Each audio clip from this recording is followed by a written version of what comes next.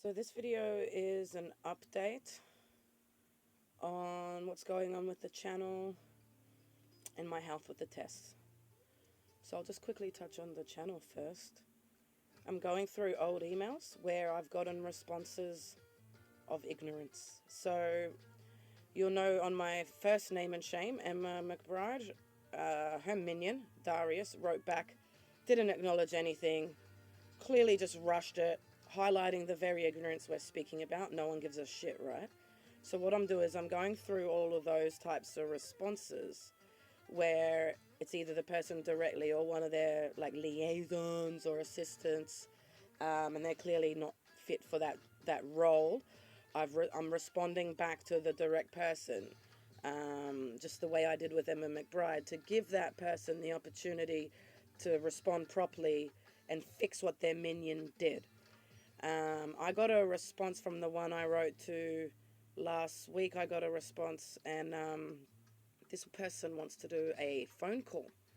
Now, this is a state senator for health and mental health in one of the states.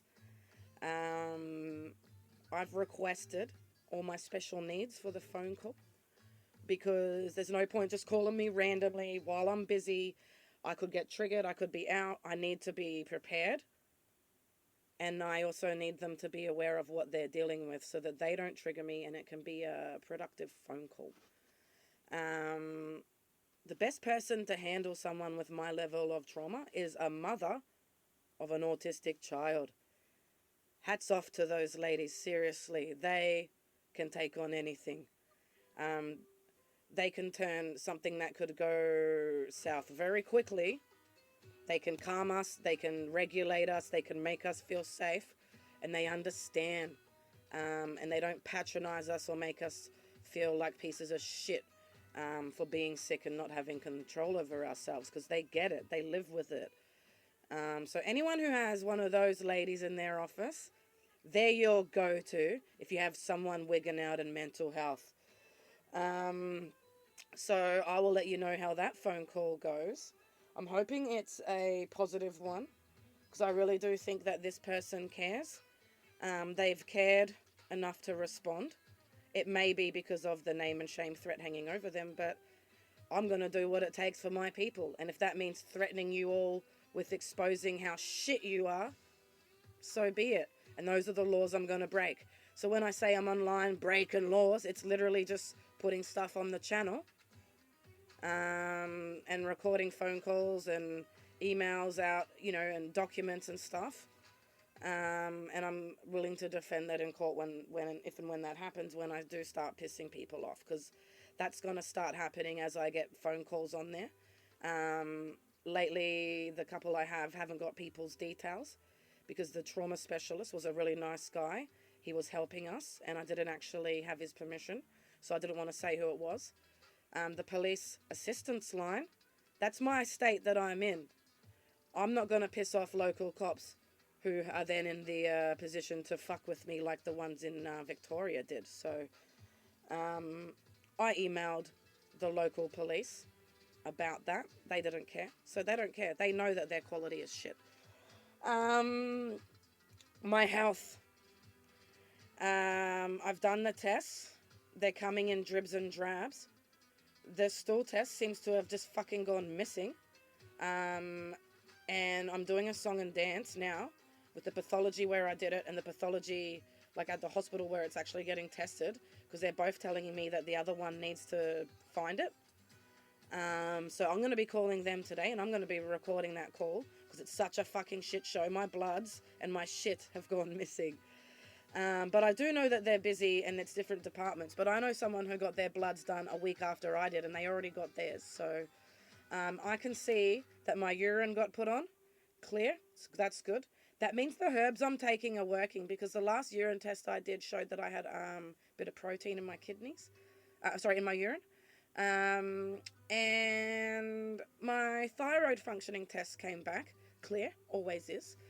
So I'm still waiting on my blood count and my lipids, my liver functioning, my stool tests, the Vit B and D and iron, all the things that I know are going to be affected. So because I'm still checking my health, I've been actually going through my health, and because have not gone through it thinking everything is in your discharge papers. I didn't know that not all the tests that get done in hospitals are actually put on your discharge papers. So I went in from when I was put in the psych ward last year with all that Daylesford bullshit. There was a test in there for prolactin. So I'm going through all my tests, looking at the results, like, oh, yep. And I'm like, prolactin, what's that? And it's in red. So I open it up because it's outside of the window. And it says 1,128. What's the cutoff? 619. Holy shit, that's almost double. Get on Google. Prolactin is it's the hormone from your pituitary gland, or however you say it, at your brainstem, and to have such a significant elevated level is most likely a prolactinoma, which is a benign tumor in that gland. And I'm like looking up the symptoms of that. It says if you have such significant elevated levels, you need to get an MRI, follow up with your doctor to find out, to make sure you don't have one of these tumors. No one even told me about it. You look it up, it's got all the symptoms of why I'm getting a fucking brain scan. The headaches and the shooting pains, the blurry vision, the night sweats, the mood changes, the rapid weight loss. If I actually have one of those benign tumors, just because it's benign doesn't mean you don't tell me. Just like when Wollongong didn't tell me I had 2 benign tumors on my liver, I had to go home and Google my discharge papers because they just told me I had a fatty liver and gallbladder sludge. So I look it up. When you look it all up, so all these things by themselves might not mean anything, but when you look it up and you go and Google yourself and you find out diverticular tumors on your liver, fatty liver, tumor on your fucking brainstem. Hello, these things need monitoring so that they don't worsen. And if I actually have like benign tumors, they do things like press on your nerves. So that could be causing nerve pain. Like, I'm starting to lose the proper functioning of my right arm. I've gone on to Google an anatomy chart, the exact points that I'm feeling the pains from the tips of my fingers to the fucking base of my head. It's my radial nerve. My radial nerve is fucked. It's getting harder to grip my arm. It's getting harder to bend, to hold it. The reason I even found out was trying to do push-ups. It's going up into the back of my head, where I'm getting the shooting and stabbing pains that everyone says is in my head. So that's why my brain scan's showing as clear. Me punching in myself in the head didn't do it. It's all this bullshit with my nerves. All these fucking benign tumors. I had a benign tumor, an osteochondroma on my knee, cut out in 2007. This leg is where I've had all the shooting pains.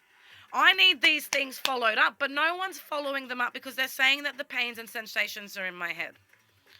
So I'm trying to figure it out myself, because once I know what I have, I want to do the opposite of what I need. I'm going to manage the pain to make sure that I'm okay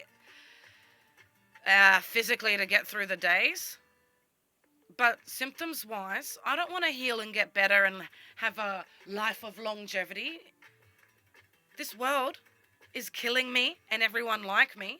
I'm not in a hurry to get better and fix it and spend the rest of my life just scraping by, crawling on broken glass with the crumbs that you throw us, causing more trauma. It's already proven. I can't go out there without getting sick, and we're 30 years behind with trauma, which means you're never gonna be able to have me. I can never go out there without suffering and being in pain. So I don't want to be out there. But I don't have what it takes to live self-sufficiently, quietly out in the fucking forest by myself, minding my business. So I'm not going to stay out here with the crumbs that you throw me, having to keep going out there getting sick to get more crumbs, to just scrape by and still be in pain, just fixing things as they pop up because you won't help me. No. It's all or nothing.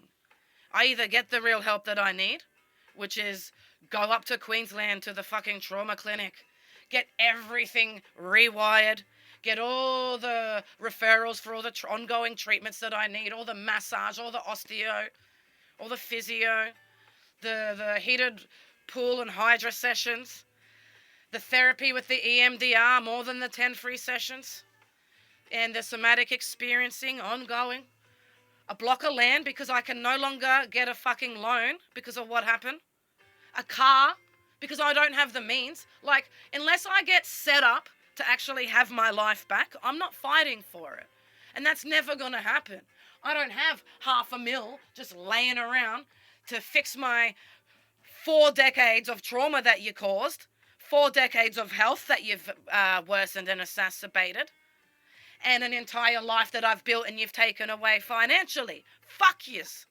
So, I'm going to keep fighting this fight on the channel for my people. I'm going to keep showing you how disgusting it is, how difficult it is, how agonizing it is. And then once I know what's wrong with me, I'm going to show you how to just figure out your own health. And then you can heal yourself. I'm just making the choice not to heal myself. This country is broken. And people like me don't have a chance. And I'm literally just counting the fucking days now.